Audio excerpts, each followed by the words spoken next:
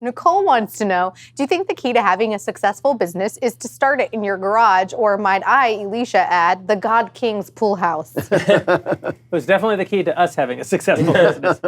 No, I think that the key to having a successful business is to start wherever you can. And the key to having a successful business is to understand that not all of your businesses will be successful. Almost everyone who's successful in business has failed at business. Business is very hard. It's sort of like, I've made this joke on the show before. I hate it when guys leave the hospital after having their first child and they've got the world's greatest dad ball cap. And I always think, you're not even a mediocre father. You've been a father for literally hours. Like, there's got to be more that you're going to have to learn than what you have acquired at the gift shop in the hotel. And of course, it's the same with business. You're going to learn an awful lot when you set about to be in business. You're going to fail. You're going to have to get back up. You're going to have to learn from your mistakes. Where should you do it? In your garage? Sure, if you've got an idea that can start in your garage. Not every idea can. Some ideas require seed capital. They require angel investors. They require larger amounts of capital than can be sort of acquired at those levels. And you're not going to take $20 million worth of investment capital and start something in your garage. Every business is unique. Every opportunity is unique. I have a speech that I give to typically it's young people who move to Hollywood because they want to make it in the movies. And everybody who moves out here is looking for the same wisdom. They want to know, how do I make it? Mm-hmm. And when I moved out, I had the same thought. Like, if I could meet Steven Spielberg, he could tell me how to make movies. I thought, I'm a smart guy. He could tell me, then I could do it. And what I came to realize over time is that if I ever got that meeting with Spielberg, I'd go up to him and I'd be like, Mr. Spielberg, long-time listener, first-time caller, how do I make a movie? And he would say, making a movie's easy. So here's what I do. I read a book or a magazine article that I really respond to, and I call up my lawyer, and I say, hey, are the rights available to this? They say, hey, we'll kick it around. We'll dig for it. They call me back a week later. They say, you know what? We tracked down the author. The rights are available. They're going to cost about $1 million. I'm like, great, pick it up. So we write a check for $1 million. We get the rights to the book. Then I say, well, I'm going to need a screenwriter. So I call up my agents over at CAA, and they go look for a good screenwriter. We set up a bunch of meetings. I meet with a bunch of guys. I hire a guy who had a great hit last year as one of the biggest hits at the box office. I pay him $1 million to write a draft of the script. He comes back 6 months later. I read the script. It's not what I was hoping for. So I go to number 2 on the list, and I pay him $1 million.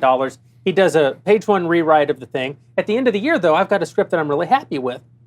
So now I call up my partners over at Universal, and I say, hey, you know that first look deal that I've got where you have to guarantee 4,500 screens for one movie for me every year because I'm Steven Spielberg? And they go, yeah. And I go, have I got the movie for you? And they're like, okay, cool. We'll open it on 4,500 screens. So then I call my business partners over at DreamWorks, and I'm like, we're going to need $180 million to make this. They say, cool, we'll architect half of it out of our domestic fund. Then we'll go to a bank in India and put the rest together. And before you know it, 3 years later, I'm on a set with 250 employees, and I'm making a movie. And I'd go, that's awesome, Steven Spielberg. How do I make a movie? And he'd go, oh, how do you make a movie? How the hell would I know? I know how you're going to make a movie. 0% of that applies, right?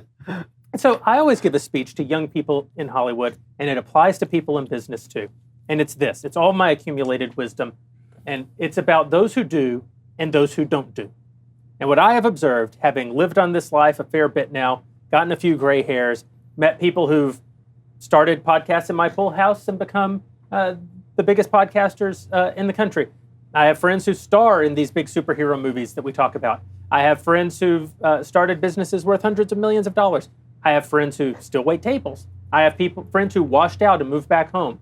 I have friends who found other things, like me, to do that weren't what they originally anticipated, but they've gone on and have had successes. I know somebody who's done it all. And what I have discovered is that the difference between those who do and those who don't do is that those who do, and those who don't do, That's great advice. don't do. That is great advice. And when I give this advice, people are so disappointed because it doesn't satisfy. Mm-hmm. Because what you're looking for, the thing that would satisfy you, does not exist. There is only those who do, and those who don't do. That's And the truth is, right. you usually know those who do long before they have done. Mm-hmm. Like, I have a pretty good average now of being able to size somebody up and determine, will they do? It may be a decade before they do. But they're doers, and they're doing. And those who do. What does it mean? It means they do whatever. They're always doing.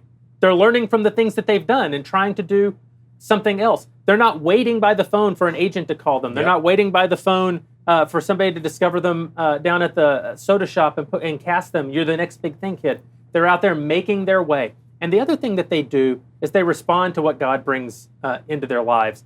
They basically take the opportunities that come before them. They don't try to will the world into complete conformity with their vision, which, by the way, is a vision that they formed before they'd done anything, and therefore before they knew anything. They are willful people, by and large. They're strong-willed. Let me say it differently. They're strong-willed people, but they have the humility to let God be God and not them. And those people do. So if you want to be a successful business person, you want to make it in the movies, you want to be one who does, do. And that's it. That's great advice. Yep.